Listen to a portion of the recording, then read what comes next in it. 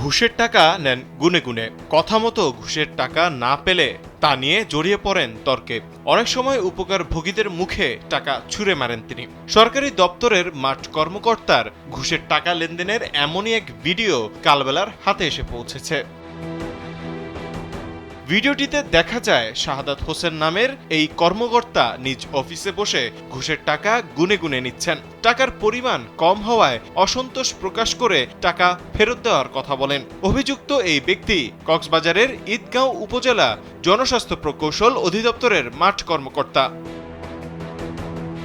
আবুল কাশেম নামের এক ভুক্তভোগী বলেন, জনস্বাস্থ্য প্রকৌশল অধিদপ্তর থেকে তাকে ৮০০ ফুট গভীর নলকূপ বরাদ্দ দেওয়া হয়।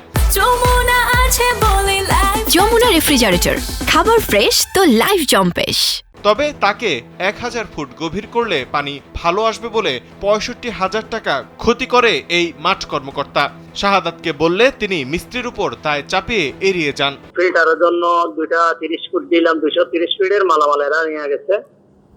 আর তো ওই মালামাল যখন নিয়ে গেছে, ওইটা যখন আমি চাইছি, এরা আমার সাথে আর যোগাযোগ করেন। আমার মালটা ওইভাবে পরিত্যক্ত অবস্থায় রয়ে গেছে। আমার ওখানে প্রায় ৬৫,০০০ টাকা খরচ হয়েছে, আর কিছু হয় নাই। ওখানে যেভাবে ছিল ওইভাবে রয়ে গেছে। এছাড়া নাম প্রকাশ না করার শর্তে আরেক ভুক্তভোগী বলেন, জনস্বাস্থ্য অফিস থেকে তাকে টিউবওয়েল বরাদ্দ দেওয়া হলে সরকারি ফির পাশাপাশি শাহাদাত তার কাছ থেকে ১০,০০০ টাকা ঘুষ দাবি করেন। অনেক দেন দরবারের এক পর্যায়ে তাকে ১০,০০০ টাকাই দিতে হয়। শুধু ঘুষ বাণিজ্য নয়, ঈদগাঁওতে যোগদানের পর থেকে সরকারি টিউবওয়েল বাণিজ্য, ঠিকাদারদের জিম্মি করে টাকা আদায় সহ নানা অভিযোগ রয়েছে শাহাদাতের বিরুদ্ধে। এ বিষয়ে তার সাথে যোগাযোগ করা হলে বিষয়টি সত্য নয় বলে দাবি করেন শাহাদাত। দাবি করেন, যারা ঘুষের কথা বলছে তারা তার বিরুদ্ধে ষড়যন্ত্র করছে।